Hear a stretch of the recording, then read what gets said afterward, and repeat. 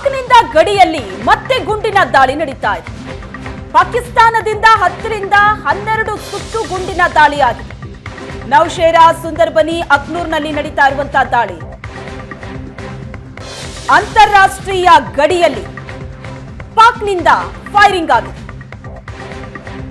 ಸಣ್ಣ ಆಯುಧದಿಂದ ಫೈರಿಂಗ್ ಮಾಡಿದೆ ಪಾಕ್. ಪಾಕಿಸ್ತಾನದಿಂದ ಗುಂಡಿನ ದಾಳಿ ಗಡಿಯಲ್ಲಿ ಮುಂದುವರೆದಿದೆ. ದೃಶ್ಯದಲ್ಲಿ ನೋಡ್ತಾ ಇದ್ದೇವೆ. 10 ರಿಂದ 12 ಸುತ್ತು ಗುಂಡಿನ ದಾಳಿ ನಡೆಯಿತು. ಪಾಕಿಸ್ತಾನದ ಈ ಗುಂಡಿನ ದಾಳಿಗೆ ಭಾರತ ಕೂಡ ಪ್ರತ್ಯುತ್ತರವನ್ನ ಕೊಟ್ಟಿದೆ. ನೌಶೇರಾ, ಸುಂದರ್ಬನಿ, ಅಕ್ನೂರ್ನಲ್ಲಿ ನಡೆದಂತಹ ದಾಳಿ ಇದು. ಅಂತಾರಾಷ್ಟ್ರೀಯ ಗಡಿಯಲ್ಲಿ ಪಾಕ್ನಿಂದ ಆದಂತ ಫೈರಿಂಗ್ ಸ್ಕ್ರೀನ್ ಮೇಲೆ ನೋಡ್ತಾ ಇದೆ. ಪಹಲ್ಗಾಮ್ ದಾಳಿಯ ನಂತರ ಪಾಕಿಸ್ತಾನ ಭಾರತದತ್ತ ಗುಂಡಿನ ದಾಳಿಯನ್ನ ನಡೆಸ್ತಾ ಇದೆ. ಗಡಿಯಲ್ಲಿ ನಿರಂತರವಾಗಿ 10 ರಿಂದ 12 ಸುತ್ತು ಗುಂಡಿನ ದಾಳಿಯಾಗಿದೆ ಪಾಕಿಸ್ತಾನದಿಂದ.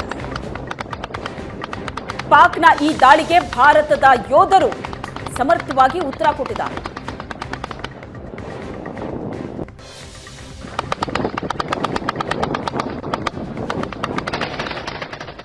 ಈ ಬಗ್ಗೆ ಹೆಚ್ಚಿನ ಡೀಟೇಲ್ಸ್ ಕೊಡ್ತಾರೆ ನಮ್ಮ ಪ್ರತಿನಿಧಿ ಮಂಜುನಾಥ್ ಇದ್ದಾರೆ ಸಂಪರ್ಕದಲ್ಲಿ. ಮಂಜುನಾಥ್, ಮೊದಲೇ ಗಡಿಯಲ್ಲಿ ಪರಿಸ್ಥಿತಿ ಹೇಗಿದೆ ಅಂದ್ರೆ ಯಾವುದೇ ಕ್ಷಣದಲ್ಲಿ ಏನ್ ಬೇಕಾದ್ರೂ ಆಗಬಹುದು ಅಂತ ಬೆದರಿರುವಂತಹ ಪಾಕಿಸ್ತಾನ ಸೈಲೆಂಟ್ ಆಗಿರುವ ಮಾತಂತೂ ಇಲ್ಲವೇ ಇಲ್ಲ. ಯಾವಾಗ ನೋಡಿದ್ರು ಕಾಲ್ ಕೆರ್ಕೊಂಡು ಜಗಳಕ್ಕೆ ಬರುವಂತಹ ಬುದ್ಧಿ ಇರುವಂತಹ ಪಾಕಿಸ್ತಾನ ಈಗ ಗಡಿಯಲ್ಲಿ ಈ ರೀತಿ ಗುಂಡಿನ ದಾಳಿ ನಡೆಸುತ್ತಲ್ಲ, ಇದ್ರ ಹಿಂದಿನ ಉದ್ದೇಶ ಏನು? ಹಾಗಾದ್ರೆ ಬೆದರದಂತ ಪಾಕಿಸ್ತಾನ ನಡ್ಕೋತಾ ಇರುವಂತಹ ರೀತಿನ ಇದು?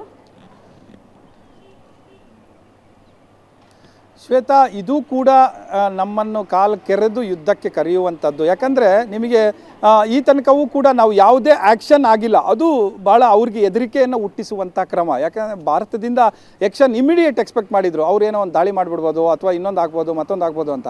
ಆದರೆ ಭಾರತ ಈ ತನಕವೂ ಕೂಡ ಏನು ಆ್ಯಕ್ಷನನ್ನು ಮಾಡ್ತಾ ಇಲ್ಲ. ಇನ್ ಕೇಸ್ ಅಲ್ಲಿ ಮೊದಲನೇದಾಗಿ ಆ್ಯಕ್ಷನ್ ಮಾಡ್ತಾ ಇರೋವಂಥದ್ದು ನಮ್ಮ ಗಡಿಯ ಒಳಗೆ ನಮ್ಮ ಏನು ಶ್ರೀನಗರ ಆ ಭಾಗದಲ್ಲಿ, ನಾರ್ತ್ ಕಾಶ್ಮೀರ ಭಾಗದಲ್ಲಿ ಆ್ಯಕ್ಷನ್ ಮಾಡ್ತಾ ಇತ್ತು. ಸೊ ಈ ಗಡಿಯ ಒಳಗಡೆ ಇರುವಂತಹ ಬೇರುಗಳನ್ನು ಫಸ್ಟ್ ಕಿತ್ತಾಕಿದ್ರೆ ಮುಂದಕ್ಕೆ ಹೋಗ್ಲಿಕ್ಕೆ ಈಸಿ ಆಗುತ್ತೆ ಅನ್ನೋವಂಥ ಕಾರಣಕ್ಕೆ ಮೊದಲ ಗಡಿಯ ಒಳಗಡೆ ಏನೇನಿತ್ತು ಅದನ್ನೆಲ್ಲವನ್ನು ಕೂಡ ಮಾಡ್ತಾ ಇತ್ತು. ಇದೇ ಸಂದರ್ಭವನ್ನು ಪಾಕಿಸ್ತಾನ ಬಳಸ್ಕೊಂಡಿದೆ.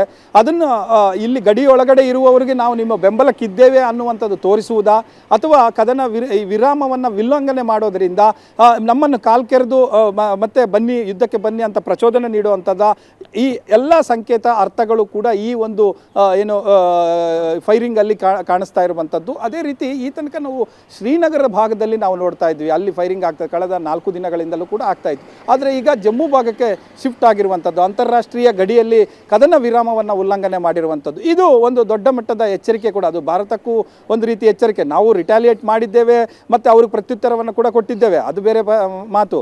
ಆದರೆ ಕದನ ವಿರಾಮ ಉಲ್ಲಂಘನೆ ಆಗಿದೆಯಲ್ಲ, ನಿನ್ನೆ ರಾತ್ರಿ 8 ರಿಂದ 9 ಒಳಗೆ ಸುಮಾರು 10 ರಿಂದ 14 ಬಾರಿ ಈ ರೀತಿ ಗುಂಡಿನ ದಾಳಿ ಆಗಿದೆ. ಗುಂಡಿನ ಮರತ ನಮಗೆ ಕೇಳಿಸಿದೆ ಅಂತ ಲೋಕಲೈಟ್ಸ್ ಕೂಡ ಮಾತಾಡಿದ್ದಾರೆ, ಬೈಟ್ ಕೊಟ್ಟಿದ್ದಾರೆ ಮಾಧ್ಯಮಗಳಿಗೆ. ಈ ರೀತಿ ನಾವು ಕೆಲಸ ಮಾಡ್ತಾ ಇದ್ವಿ, ಎಲ್ಲರೂ ಕೂಡ ಒಳಗಡೆ ಹೋಗುವಂಥ ಒಂದು ಇದು ವಾರ್ನಿಂಗ್ ಆಯಿತು, ಹಾಗಾಗಿ ನಾವು ಎಲ್ಲರೂ ಒಳಗಡೆ ಹೋದ್ವಿ ಅನ್ನೋವಂಥದ್ದು ಅಲ್ಲಿನ ಸ್ಥಳೀಯರು ಹೇಳ್ತಾ ಇರುವಂಥದ್ದು. ಹಾಗೆ ಇದು ಬಹಳ ಏನು ಅಂತಂದರೆ ಗಂಭೀರವಾದ ವಿಷಯ. ಯಾಕಂದರೆ ಅಂತಾರಾಷ್ಟ್ರೀಯ ಗಡಿಯಲ್ಲಿ ನೀವು ನಿಯಮಗಳು ಉಲ್ಲಂಘನೆ ಆದರೆ, ಕದನ ವಿರಾಮ ಉಲ್ಲಂಘನೆ ಆದರೆ ಅದು ಆಹ್ವಾನ ನೀಡಿದಂತೆ, ಅವರು ನಮಗೆ ಏನು ಯುದ್ಧಕ್ಕೆ ಬನ್ನಿ ಅನ್ನೋಂಥ ರೀತಿಯಲ್ಲಿ ಆಹ್ವಾನ ನೀಡಿದಂಥ ಸಂಕೇತ.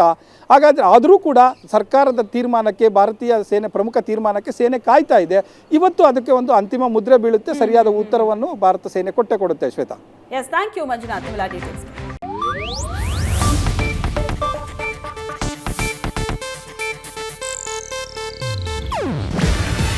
ಇದು ಏಷ್ಯಾನೆಟ್ ನ್ಯೂಸ್ ನೆಟ್ವರ್ಕ್ ಪ್ರಸ್ತುತಿ.